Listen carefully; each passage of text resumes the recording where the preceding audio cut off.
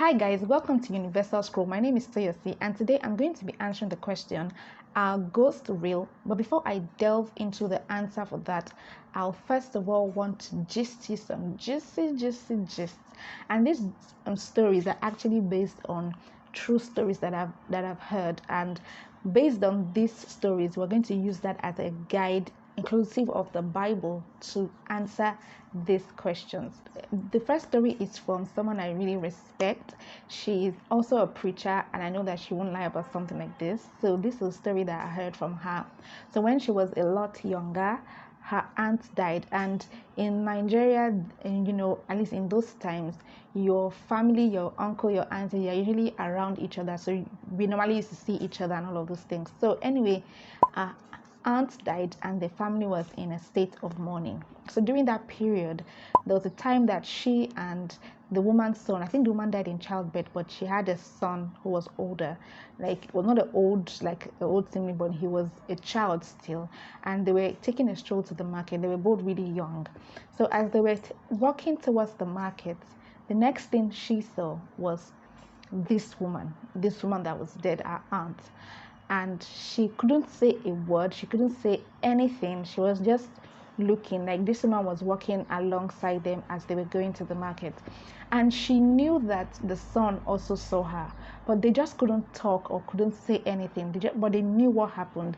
And up to today, they never even discussed it. They just went their separate ways and everybody kept quiet about it. Like, before they call you that you're crazy.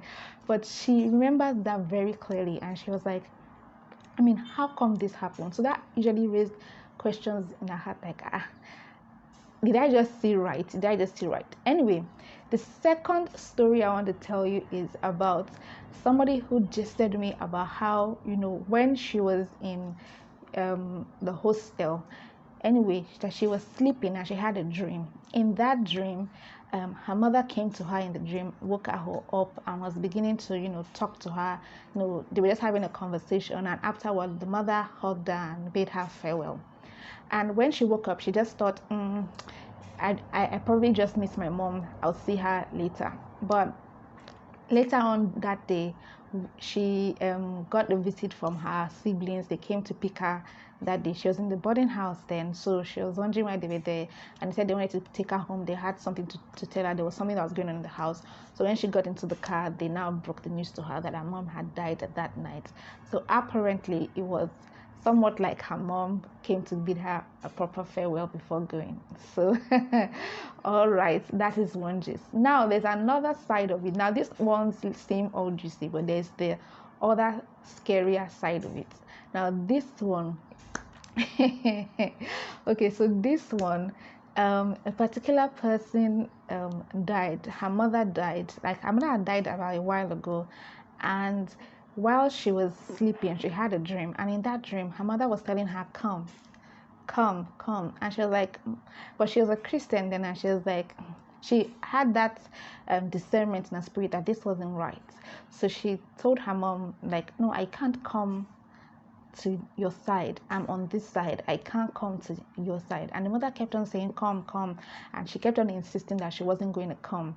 And the mother started getting upset. Now, the mother in her dream, was getting upset. And mind you, her mother has already died like a while ago. So her mother kept on telling her, come. And it was getting more intense. And then she refused, and then she woke up. And then she began to pray, because she knew that if she had crossed to the other side with her mother, she probably would have died like in real life. And if you're in Nigeria, and you understand this kind of gist, I'm sure you must have heard it before, because these things, we hear it in Nigeria. Like, that's why when I see all these Lion King and messing with Nigerian gods and all of these things, I'm like, hey, you don't know what you're messing with. You don't want to try it. It's not nice like that. It's not nice at all, safe. So anyway, and then the last gist I want to tell you about is this one. And this one is not really about a ghost, but it's about the mystical stuff. Now this one is about my mom. My mom just told me this time. My mom is a preacher. She's a woman of God, and I respect her a lot. So there was a particular time when my mom was staying in Abuja, and when she was there, she used to go to church there, of course. And by the way, my mom is a preacher, so she's a woman of God. Anyway, so while she was in church. I think after church service, she was going out, and then she met one other woman that was from church, one of the members. So, normal greeting, how far, how are you, everything. And then she reached out into her bag and gave the woman some money, like trying to help the woman out. And when she did that, something in the spirit told her, this woman is going to use it against you. But she was like, no, I just gave her money, right? I mean, why would she use it against me? I was being helpful. So she shoved it aside.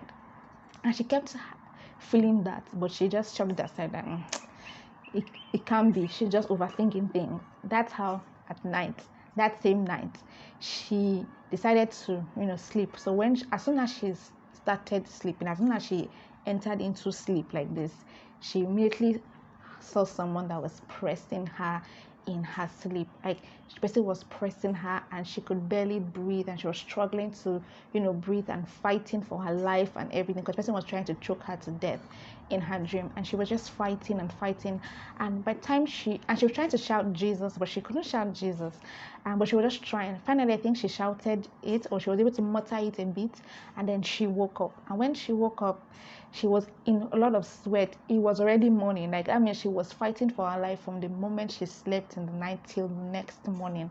But of course, as a prayer woman like this, she just woke up and started kabashing and praying, and she knew exactly who was doing it, because she remembered what the Spirit of the Lord told her in her mind that she did not take so much notice of. So she started to kabash and fight and fire prayer and all of those things at the person. Next day, she went to church for some Bible study or something like that. That's why she went there, and they now announced that sister so person is in the hospital. She's not feeling fine. Mommy was that same woman that pressed her in her dream. Mom said, I must go and visit her in that. It's not funny, but I must go and visit her in that hospital. My mommy now went there. When she got there, she went to greet her, and the woman carried her face away. She was like, good afternoon, I'm going to see you. She was not like giving her like side shades, like, anybody, like, I don't know how the devil can allow you to be in such a horrible state that, my dear, you have to stand up in faith and you have to pray. Like, for me, anybody that comes to attack me, I will attack them, and they don't repent, facing me there. That was it. So I just tell you this for just because I wanted you to have an overview of what we talk about. And if you're in Nigeria, I'm sure you must have heard this gist, or this kind of gist, in one way or in one form. Now, why did I gist all of this gist? Because I wanted to give a foundation as to what goes on around, especially if you're in Nigeria and Africa, where this gist is usually rampant. People hear these things go around, like, people know about these things. They say they see somebody, or even in the Yoruba part of Nigeria, you hear things like one roku. That means they woke up the dead to fight or to avenge himself. Like, maybe somebody killed a dead somebody, they will now wake up the spirit of that person so that the person can fight for vengeance. All those kind of things happen. So when it comes to things about spiritual things, Nigerians, at least I know about Nigerians are very knowledgeable about these things. These things are like everyday gist.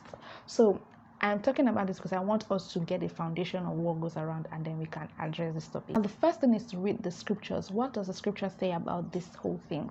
Job chapter 7 verse 9 to 10, and I'm paraphrasing here. It says, someone who dies will never return to his house, nor shall his place know him anymore. This means that if someone is dead, the person cannot return to his house to do anything, or to appear, or to do anything. The person cannot. It's impossible. That is what the scripture says. And in Ecclesiastes chapter 9 verse 4 to 6, the dead know nothing. Love, hate, or envy, they do not know. They do not know either love or hate or envy. They cannot love you. They cannot hate you. They cannot envy you. So that brings me to that story about, the person who saw the dead relative and felt like maybe it was a form of comfort. Maybe her mom was trying to tell her, bid her a farewell before she goes, and the dead was trying to show some love, that I still love you. The dead cannot love, and the dead cannot hate. So that Yoruba's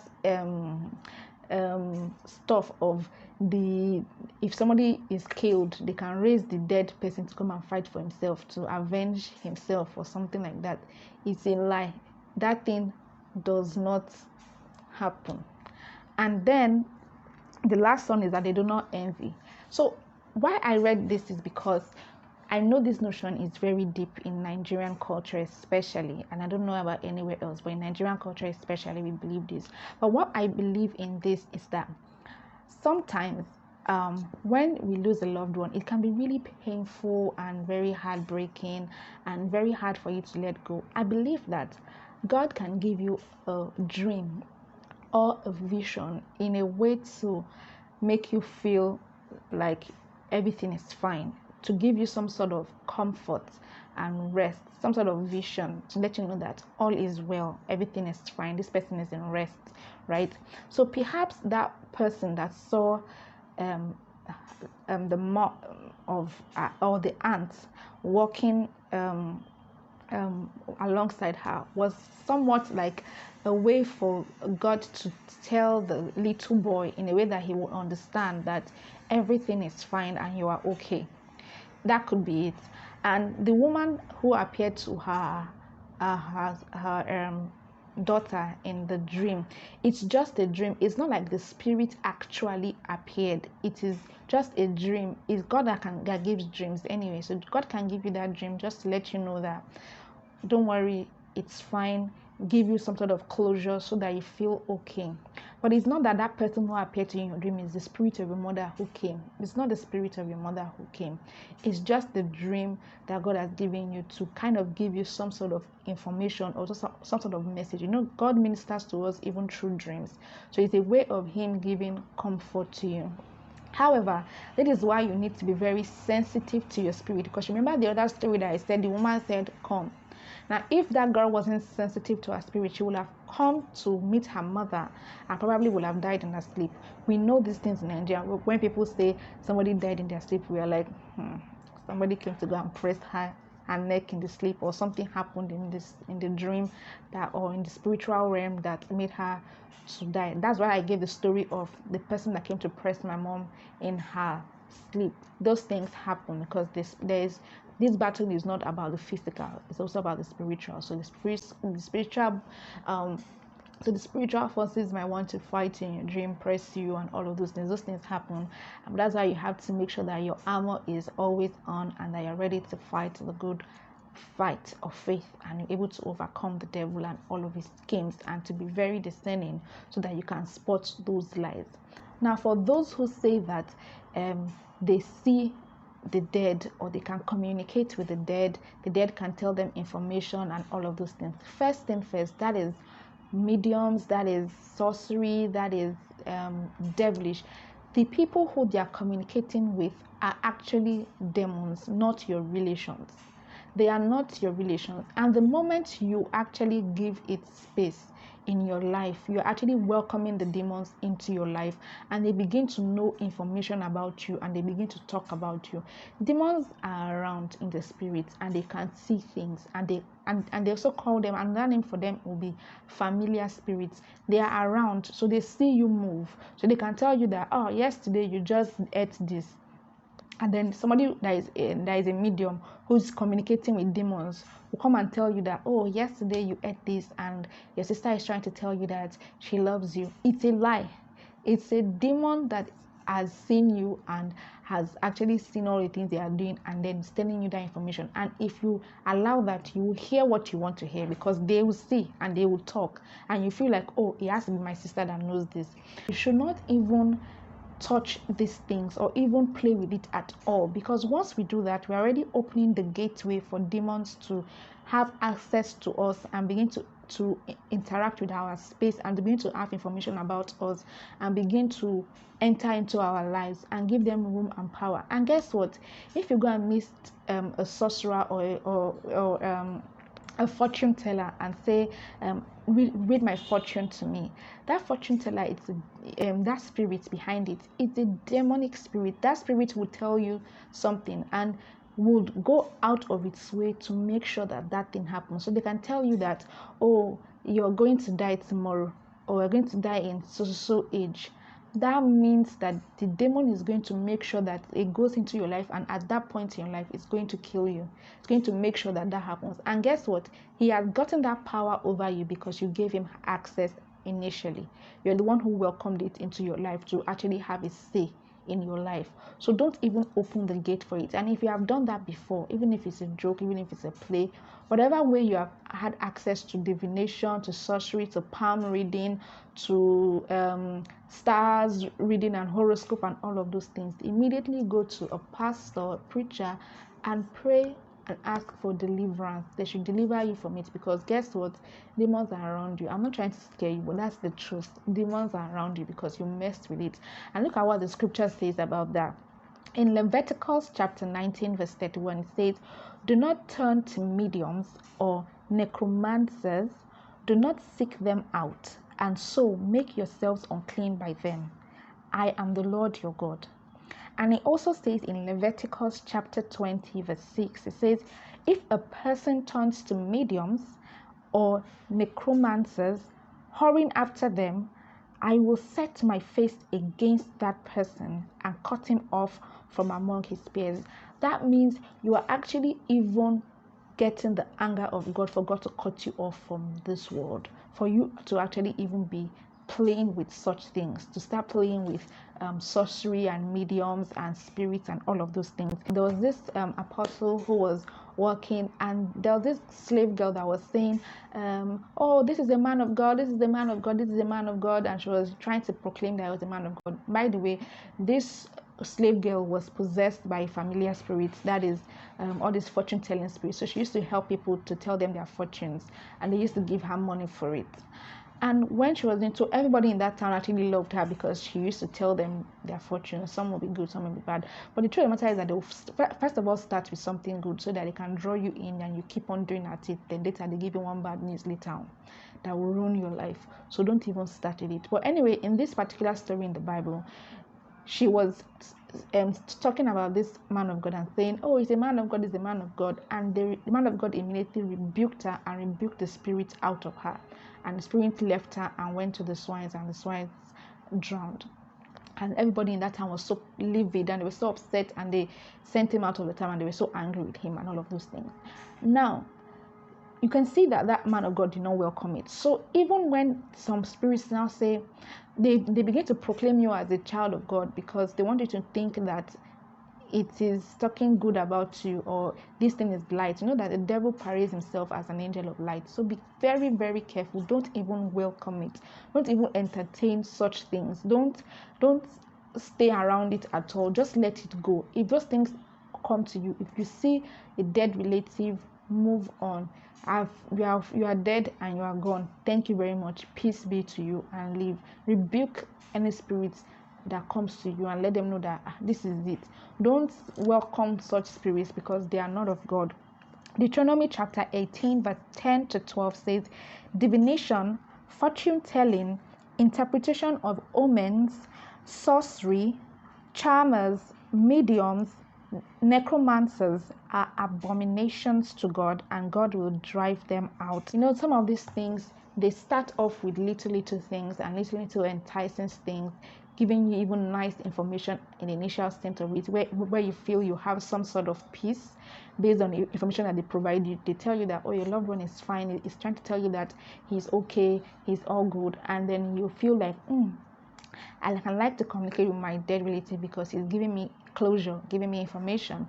And from then on, you begin to delve deeper into those things, and then they begin to tell you that, and they begin to have access into your life. They begin to speak to you to do more of it. They begin to enter into your life. They begin to take over your life, and they begin to, get you deeper into it till they actually take your life, or take the kind of your life of even your loved ones. We hear of people who enter into witchcraft, and where at first they enter into witchcraft because they want to help their child or help their sibling, and later on they have to sacrifice that child, as in actually kill that child. And it has been in the Bible since, where they say that people actually burn their sons to gods. So it's the same thing, witchcraft, all those things. There is nothing like the good witch.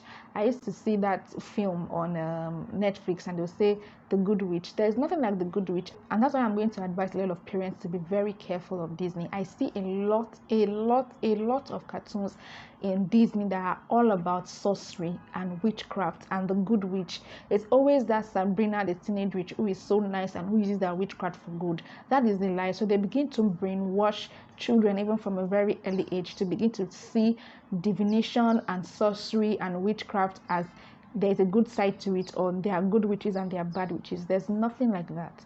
These are spirits. These people are messing with spirits, and spirits are not nice. They are demons. So all they're after is what they want, and to destroy you at the end of the day. So they come off with niceness at the initial stage of it, and they take over your life. So don't allow your children to watch all those nonsense programs that have to do with witchcraft and sorcery. I see a lot of it on Disney. So I'm telling you, parents, to be very careful.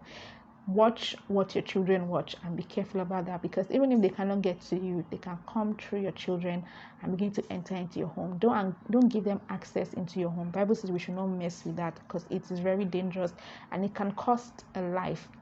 So, are ghosts real? I've answered that question by telling you that ghosts are not real. However, God might want to give you closure and give you a dream or a vision to somewhat give you a closure that everything's fine. However, you're not to seek them out. You are not to go and look for them, and you have to have the discernment of spirit to know when it is a demon that is coming to you in a dream to tell you that this is me, come with me. Don't look for those things. Don't anticipate them. Don't expect them, and know it for sure that dead people are gone, and we can only see them when they rise at the end of the day to meet with God in the sky, and then we can all meet as one then. So until I see you next time, love you and peace out.